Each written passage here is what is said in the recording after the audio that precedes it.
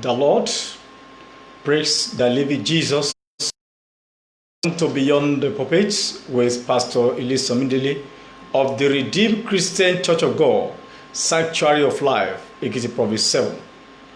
We are here with a different package, an interesting package on the issue of globalizing through education. But before we go to the teaching proper, let us pray. We bless your name, O Lord, and I confess you that you are the Lord. Righteous Father, the King of glory, the I am that I am, we bless your name. We confess you that you are the Lord. Daddy, be thou exalted in Jesus' name. Today we are here again to teach your word to your people, to open the eyes of your people. The only thing that only you can do. There is nothing you cannot do. Daddy, open the eyes of your people today. Teach us your word and change our life for better. In Jesus' name we pray. Amen. Let the living soul shout hallelujah. Hallelujah. We want to bless the name of the Lord for what God did in this program ever since we have started. And we pray that God Almighty will continue to bless his people through this program. Today we are here with a different topic. I want to examine the three great centers, the three great educational centers in the world. So we'll be looking at this for the next 3 weeks. You see why we should globalize through education. So today we want to discuss education and Christianity, examining the three great educational centers in the world, part 1.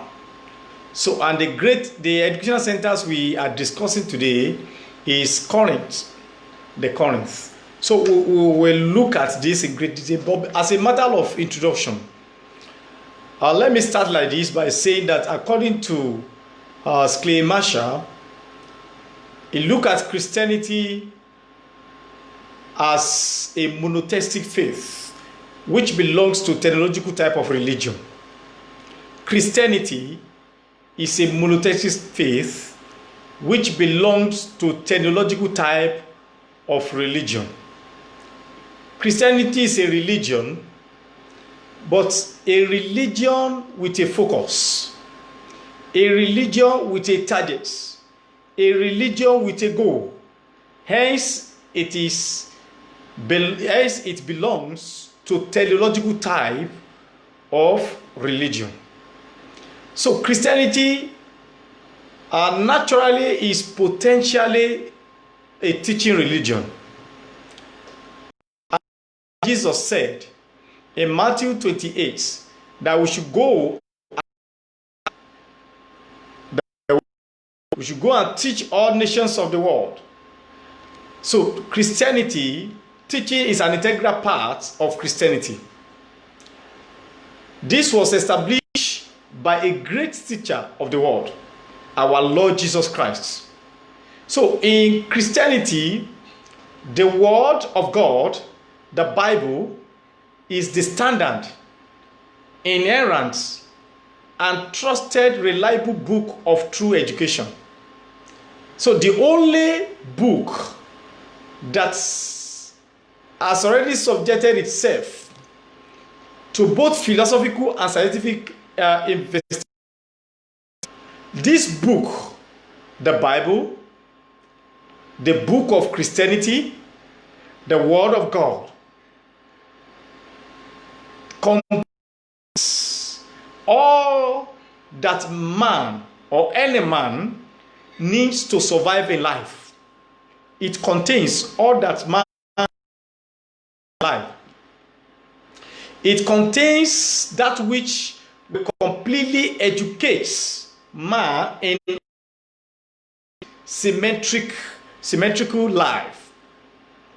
According to Alonzo TJ, no education is Christian that does not enter vitally into all the occupations and affairs of human life upon the earth.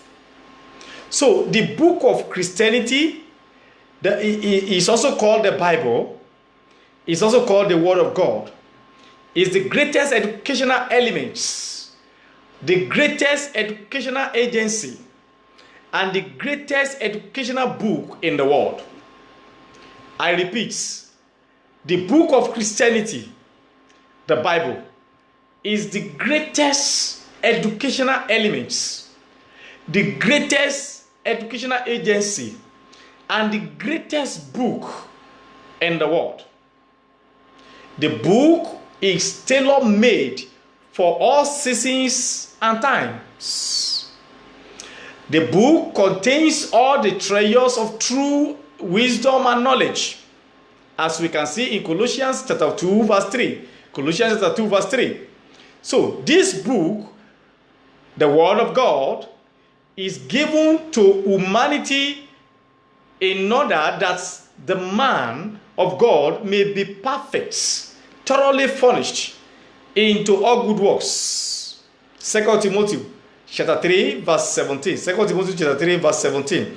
So all this encapsulates the place which the Word of God occupied as an educational factor in the view of Christianity in the ancient times. Now, that's just a summary, a preface, an introduction to what we want to discuss today. We want to discuss the three great educational centers in the world.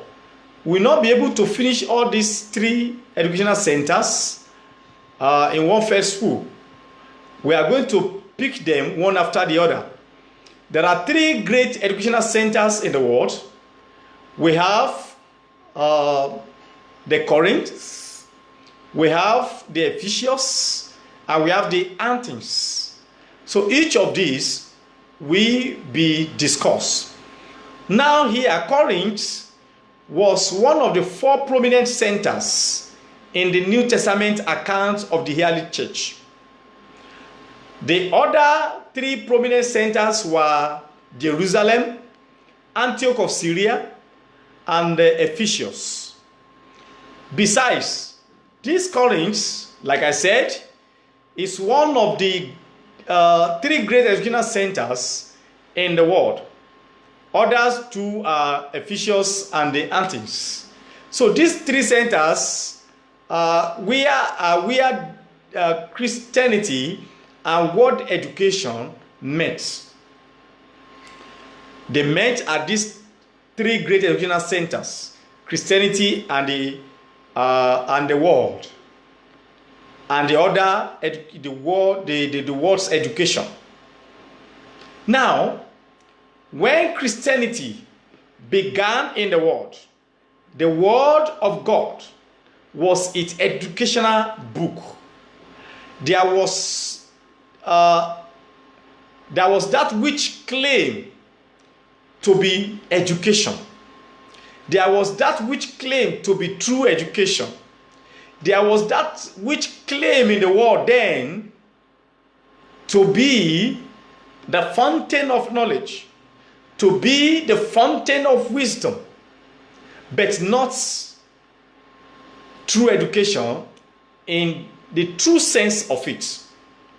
So Christianity and this other education met at Corinth, and other two great educational centers in the world. They met there. Only Christianity met that which could be called true education. In fact, Christianity and the world were in direct opposites. They were in direct opposites. They are different from each other. So, particularly on the question of education and other matters. So they stood at direct opposites because there were walls of inspiration on the subject of education. Now, Corinth, as one of the three great educational centers in the world at that time, was the vanity, fear of the Roman Empire. Therefore, at once the London and Paris of the first century after Christ. Corinth was a city long before becoming a Roman colony in 44 BC. At Corinth, the center of the world's education, that great apostle to the Gentiles, Brother Paul, on his first visit, spent no less than 18 months in planting Christianity at Corinth. You can see in Act of Apostles chapter 18, 1 to 18. Act of Apostles chapter 18, 1 to 18. So Paul's three longest letters are associated with Corinth. First and Second Corinthians were written to Corinth, and Romans from Corinth too. So the prominent leaders associated with Corinth, among others, were Aquila, his wife Priscilla, we have the Silas, we have the Timothy, the Apollos, and Titus. So when Paul had gone away, he wrote these words, which I will read. He wrote this word concerning Indiandom and its education in 1 Corinthians chapter 1, 18 to 21. 1 Corinthians chapter 1, 18 to 21. Look at what Paul wrote about the word education, about the hidden education. Verse 18. For the message of the cross is foolishness to those who are perishing, but to us who are being saved, it is the power of God. For it is written, I will destroy the wisdom of the wise and bring to nothing the understanding of the prudent. Where is the wise? Where is the scribe? Where is the disputer of this age? Has not God made foolish the word, the wisdom of this world? For since in the wisdom of God, the world through wisdom did not know God, it pleased God through the foolishness of the message preached to save those who believe. Praise the Lord. So, I will examine only verse 21 here. 1 Corinthians chapter 1, verse 21 for our discussion. Now, let's look at what William Bucket's note on the New Testament makes said about this. William made three observations. There are three observations here. Observation 1 is that the frame of this world or the work of creation is here called the wisdom of God.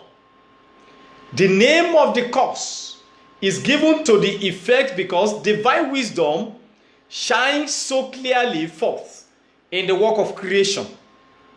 The beautiful frame of heaven and earth doth discover the several excellencies and perfections which are in God, and amongst the rest is admirable and unerring wisdom. Now, observation 2 concerning this 1 Corinthians chapter 1 verse 21.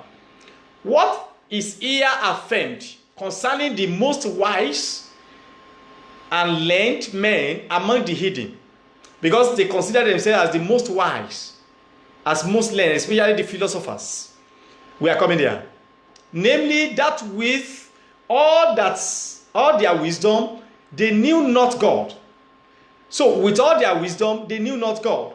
That is, they did not own and acknowledge Him, serve and glorify Him as they should and ought to have done. The world by wisdom knew not God. That is, they knew Him confusedly, but not distinctly. They knew in general that a God there was, but knew not particularly who the true God was. They knew Him notionally. They knew Him notionally. These people that believe that they are wise, they believe that they are academics, they are theorists. They knew God notionally, means that they knew God theoretically. They knew God speculatively. They knew God hypothetically. They knew God on paper. You can see. And that is the work of academics. It is theoretical. When you see the academic work is theoretical, is speculative, is hypothetical, and of course is on paper. And this cannot be totally relied upon. Is it? But not practically. They are not practical.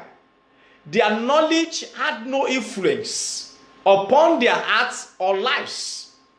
They knew Him as essentially considered in Himself, but knew Him not relatively as considered in Christ.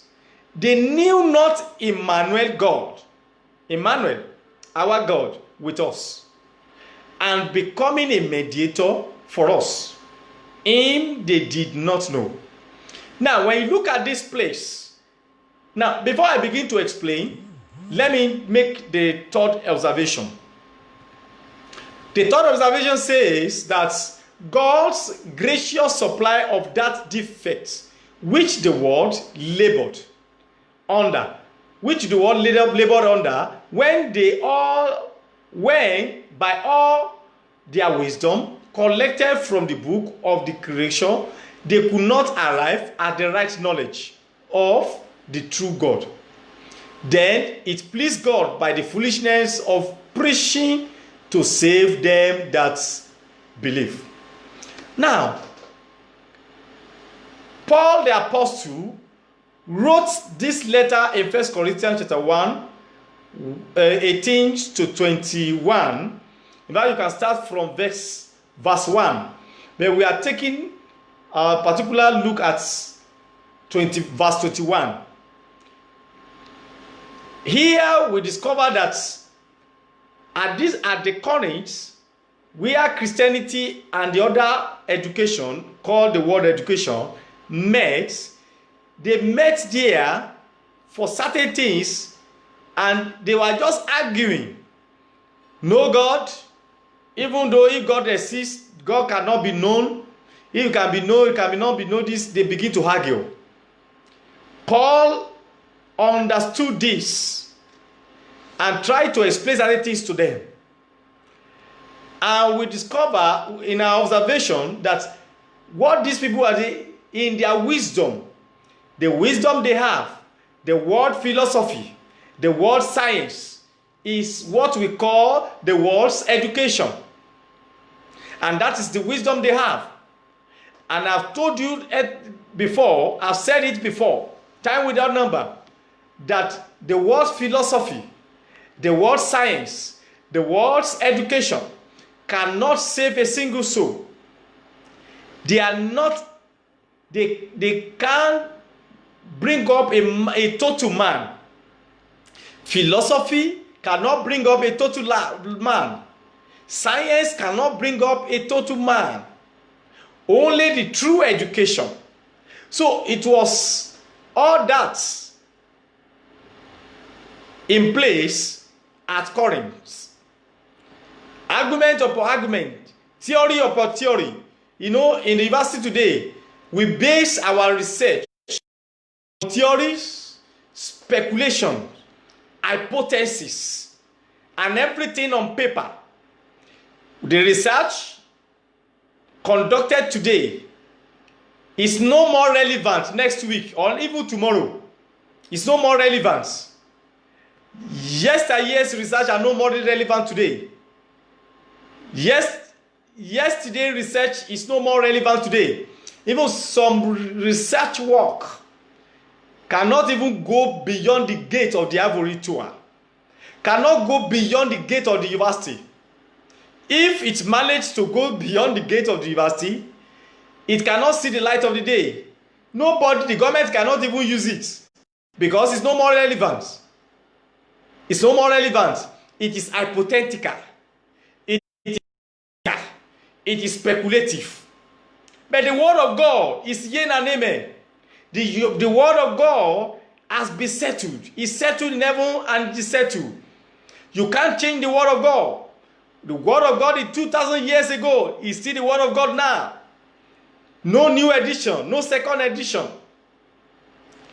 There is no research you can make to change the word of God.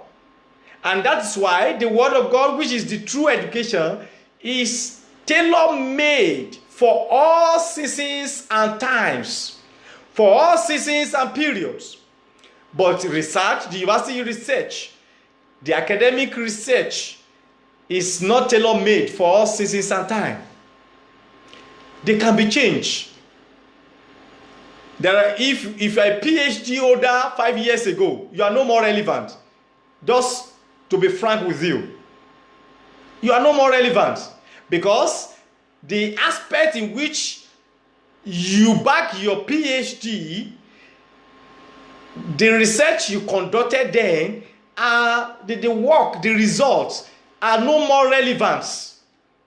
The conclusion you made are no more relevant. So, we cannot base on theories. I told you theories.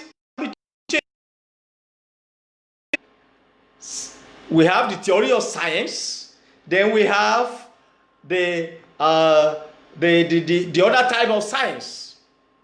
We have the positive science, we have the normative science.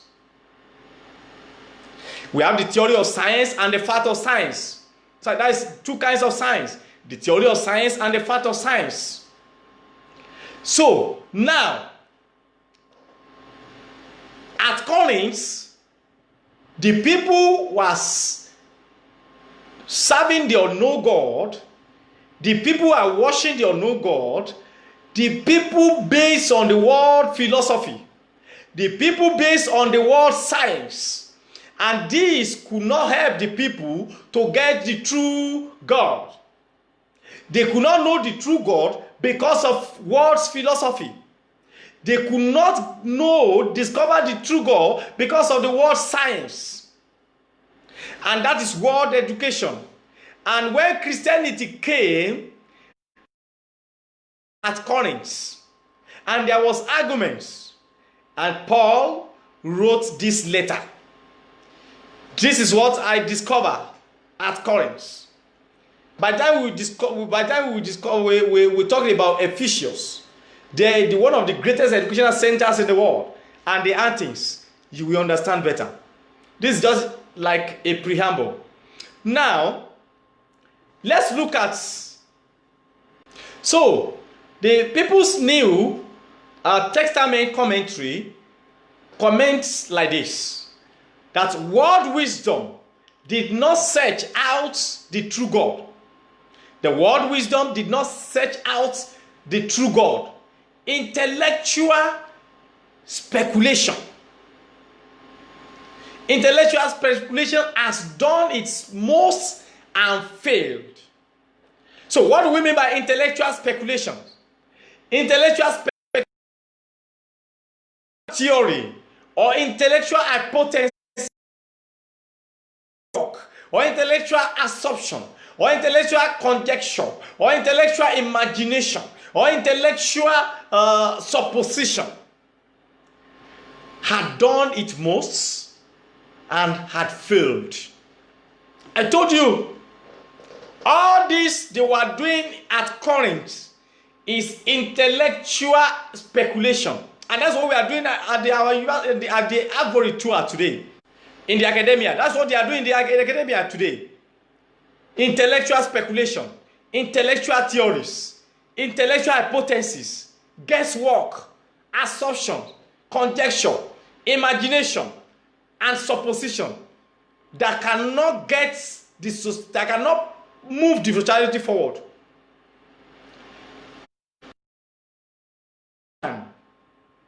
To solve his problem. And hence it was rejected. So, and the divine wisdom choose by the foolishness of preaching to save. So, that is, by preaching what the wise and puffed up of this world called foolishness. It is same foolishness they call, that is the gospel of, it is the gospel of Christ they call foolishness. And through the gospel of Christ, souls are saved. Not through intellectual speculation, not through intellectual theory, not through academic jargons, not through academic conjecture, supposition, that a soul can be saved. So that's why I discovered, I told you the other time that there is difference between mental, when we talk about mental, the knowledge, you know, the supernatural is different from the natural. They are quite different. The mental power, that's what I want to say. The mental power is different from the spiritual power. The spiritual power is supernatural power. The mental power is natural. So the mental power can gather the crowd, but it is the spiritual power that can win souls.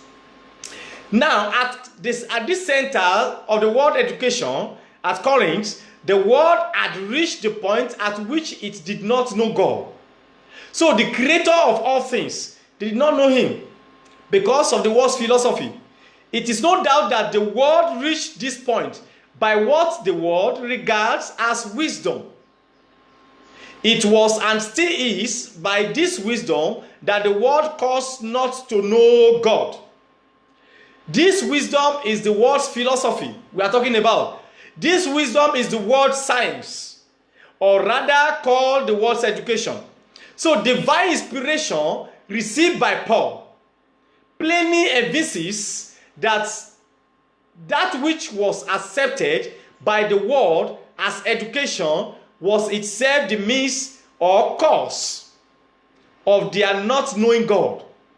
So because of philosophy, the world's education, because of the world philosophy and science, that has caused the world not to know God.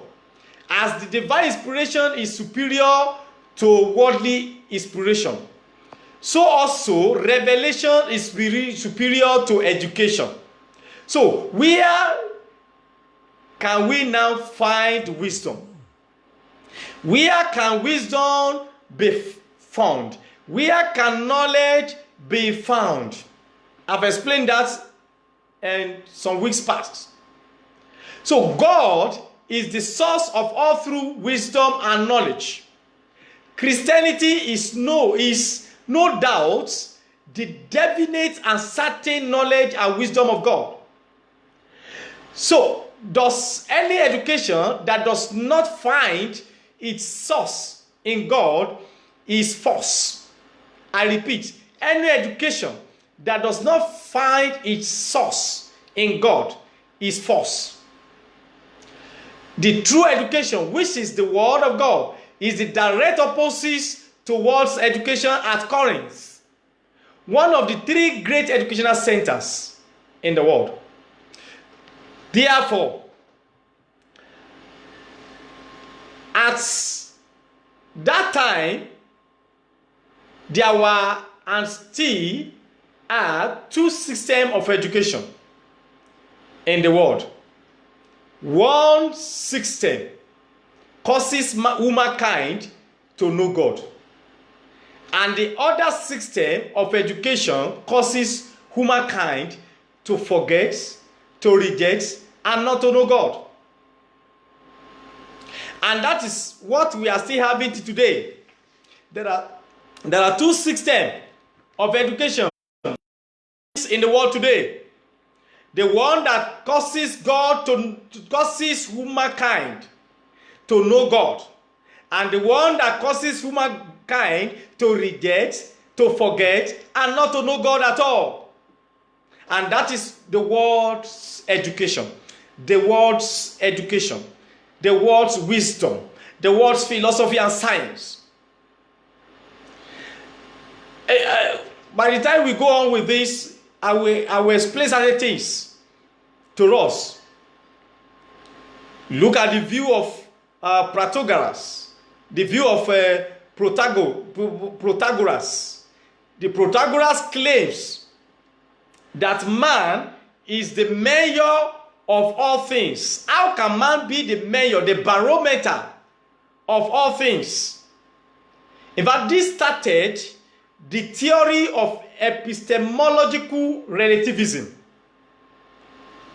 And look at Gorgias, the acclaimed universal sceptics, who denies a possibility of knowledge that nothing exists. If anything exists at all, it cannot be known. If it can be known, it cannot be communicated. That's what he said, Gorgias. So when you look, this man does not exist. And if he does, it cannot be known. If it can be known, it cannot be communicated. So he's trying to say that he himself he doesn't exist. That God does not exist. We have people like that, the sceptics. Now, we are going to look at the view of our people here, even in Africa. People like Professor Wole Soyinka and Sheikh Gumi of Ghana. When you look at the book titled The Credo of Being and Nothingness by Professor Wole Soyinka, he said there critically, which I will explain to every one of us, that Christianity is nothing. That we should go to Orisa and learn knowledge. Go to Orisa. Orisa is the source of all knowledge. You can see the level of the high level of ignorance of man. Functional ignorance. And that is the essence of this program, to disabuse the mind of people who believe in these people, the hidden people, who believe in the saying of these so-called intellectual juggernauts. Brethren, there are lots to talk about. The people of this world, they have changed this world to another thing entirely. And that is what the true education is trying to correct. Finally, you must know there are 2 systems of education being practiced today. The one that causes man to know God, and the one that causes man not to know God.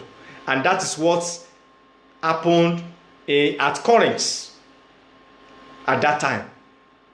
So next week we'll be talking about Ephesians. Then if you have time, we'll talk about Athens. God be willing. I believe you have gained 1 or 2 things from what we have discussed today. God bless you all. Let us pray. Our Lord and our God, we thank you. We bless your name because you are the King of glory. You are the great teacher. There is nothing you cannot do. Daddy, teach us more about yourself.